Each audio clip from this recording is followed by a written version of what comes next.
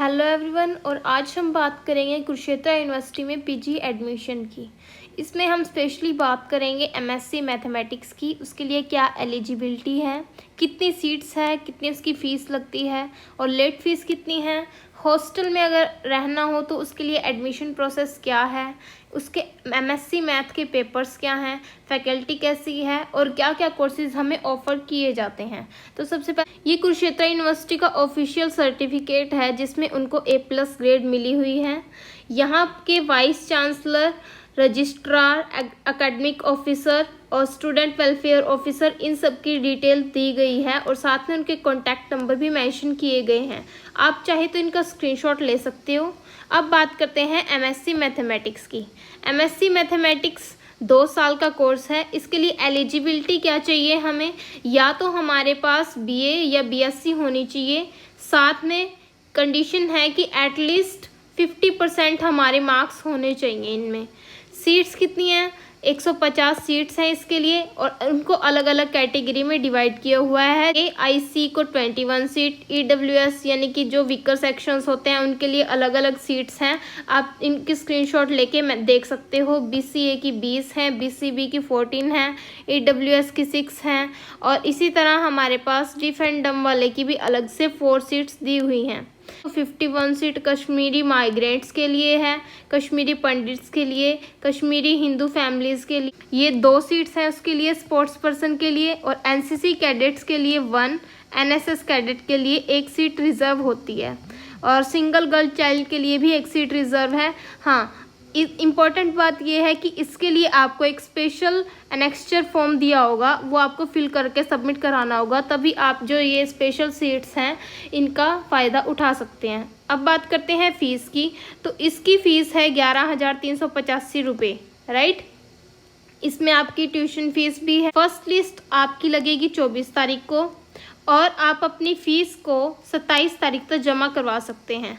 आपकी second list लगती है 29 को और इसमें भी आपकी फ़ीस कब तक सबमिट हो जानी चाहिए, 1 तारीख तक सबमिट हो जानी चाहिए। थर्ड लिस्ट आपकी 4 तारीख को लगेगी। वैसे थर्ड लिस्ट तक बहुत कम ही बात पहुंचती है, मोस्टली सीट्स फर्स्ट और सेकंड लिस्ट में भर जाती हैं, लेकिन फिर भी अगर हो सके तो अपना एडमिशन जल्दी से जल्दी करवाने की ट्राई करें, ठीक है। फाइनल लिस्ट हमारी 14 तारीख को लगेगी। इसके लिए स्पेशल जब रिमेनिंग सीट्स बचती हैं तब अलग से वैकेंसीज निकलती हैं और इसकी फ़ीस लास्ट जमा करवा सकते हैं 18 तारीख तक।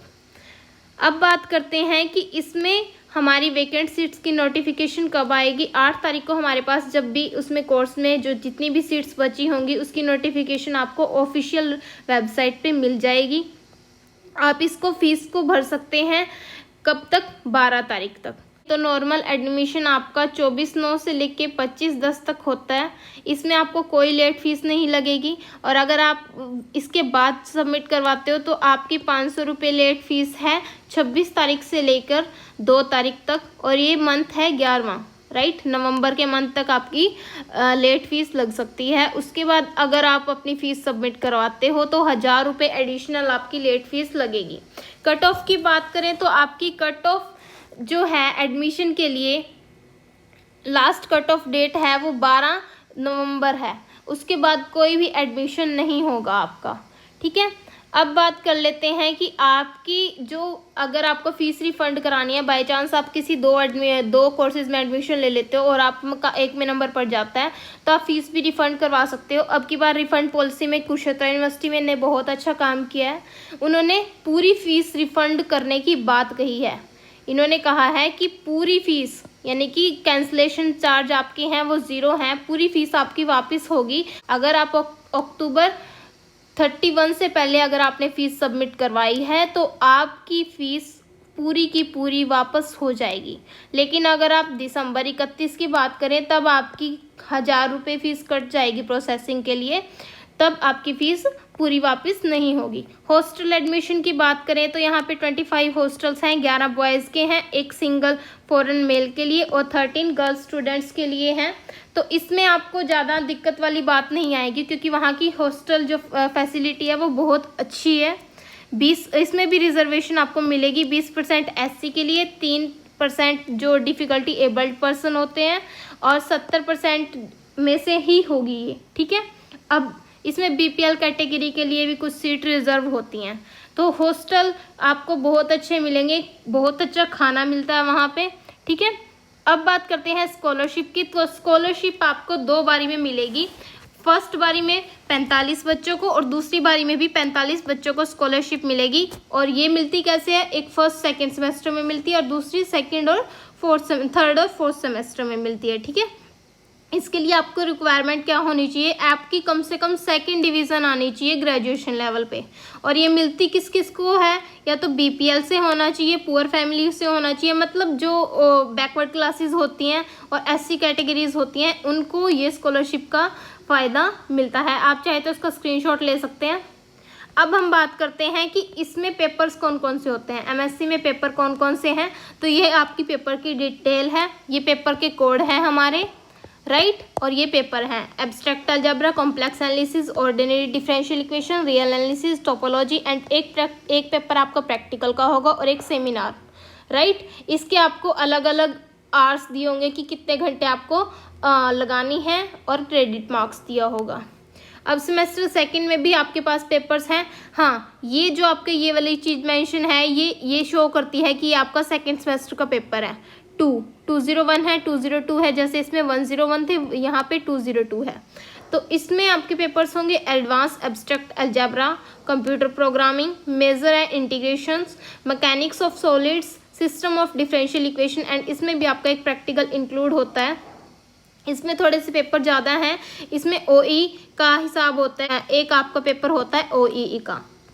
अब बात करते हैं सेमेस्टर 3 की। सेमेस्टर 3 में देखो यहाँ पे आ गया 301, यानी कि आपके 3rd सेमेस्टर के पेपर्स हैं जिसमें आपका financial analysis, fluid mechanics, practical paper 3 होगा, advance topology, algebraic coding theory, commutative algebra, differential geometry, elasticity, financial mathematics, fuzzy sets and applications, integral equations, mathematical modelling, mathematical statics, methods of applied mathematics, number theory और कुछ ओई के paper होंगे।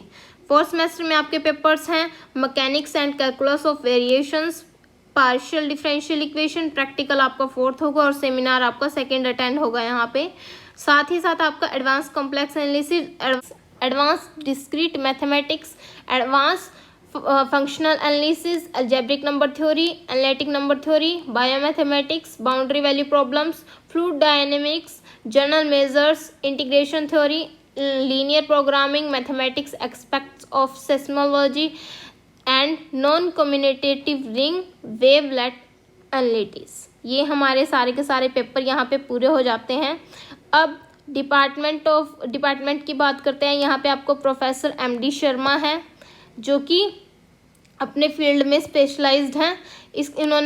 उनकी qualification आप देख सकते हो। ये उनकी ईमेल है, अगर आप उनको ईमेल करके कुछ पूछना चाहते हो। कॉन्टैक्ट नंबर आपको साथ में दिए हुए हैं।